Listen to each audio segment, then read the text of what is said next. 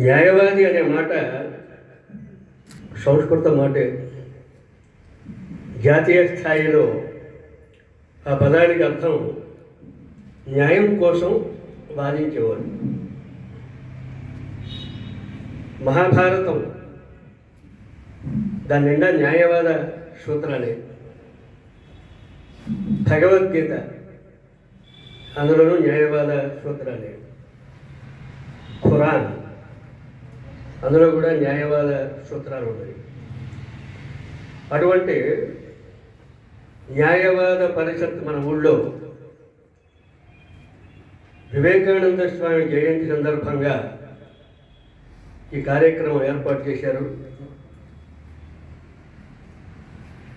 ఈ కార్యక్రమానికి ఆహ్వానించిన మిత్రులు దొరయ్య గారికి,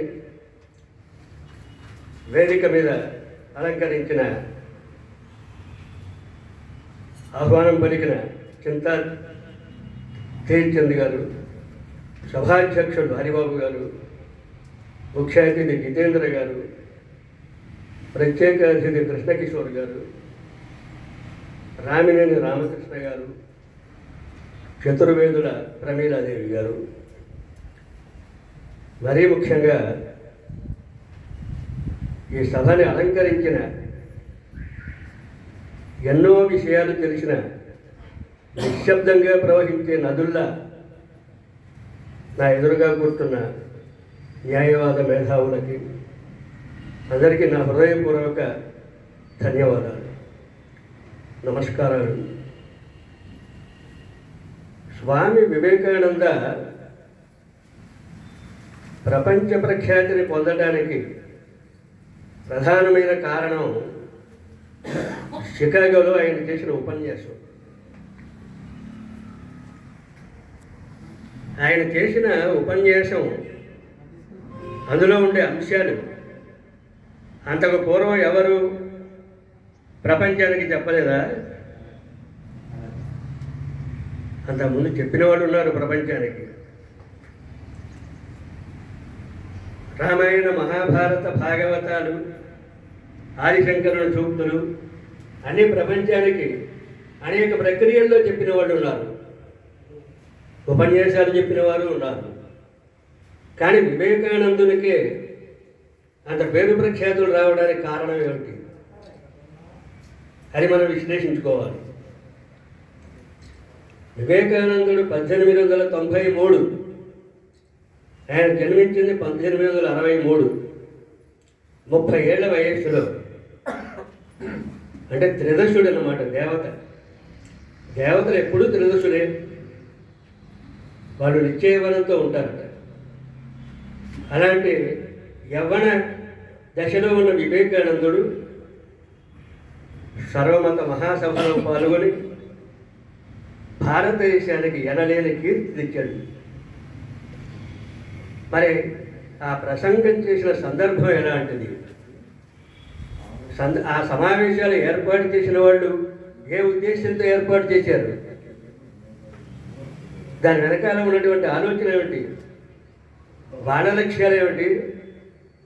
వివేకానందుల లక్ష్యం ఏమిటి? వివేకానందుడు ఒక చాప కింద నీరులో ప్రవేశించాడు ఆ సమావేశాల్లో.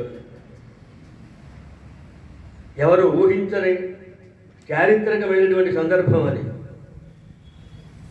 అమెరికన్స్ ఎందుకు ఏర్పాటు చేశారంటే ఆ సమావేశం కొలంబస్ అమెరికాని కనుక్కున్న రోజు ఆ రోజు. అప్పటికి 400వ సంవత్సరం జరుపుకుంటున్నారు వాళ్ళు. కొలంబస్ని గౌరవించడం కోసం వాళ్ళు ఆ సమావేశం ఏర్పాటు చేశారు. కొలంబస్ అమెరికాని కనుక్కుంటే వివేకానందుడు అమెరికా ఆత్మని ఆవిష్కరించాడు. ఒక భౌతికమైన ఆలోచన చేసేవాడు కొలంబస్, కానీ అంతరాంతర జ్యోతిష్యములను ఆవిష్కరించిన వాడు వివేకానందుడు. అంటే ఒక అంశం కొలంబస్ 400 అమెరికాని కనుక్కున్న రోజు, అది 400 సంవత్సరాలు పూర్తయినాయి. ఆ వేడుకలు జరుపుకోవడానికి వాడికి సభలు ఏర్పాటు చేశారు. మరో కారణం ప్రపంచమంతా కూడా బ్రిటిష్ వారు, అమెరికా వాళ్ళ సామ్రాజ్యవాద విజృంభణకి బలై దారిద్ర్యాన్ని అనుభవిస్తున్నటువంటి దశ.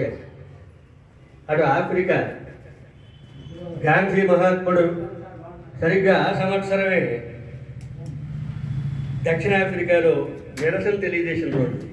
అంటే ప్రపంచంలో అణగారుతున్న, అణచవేయబడుతున్న దేశాల కంఠస్వరాన్ని తన గొంతులో వినిపించాడు వివేకానంద.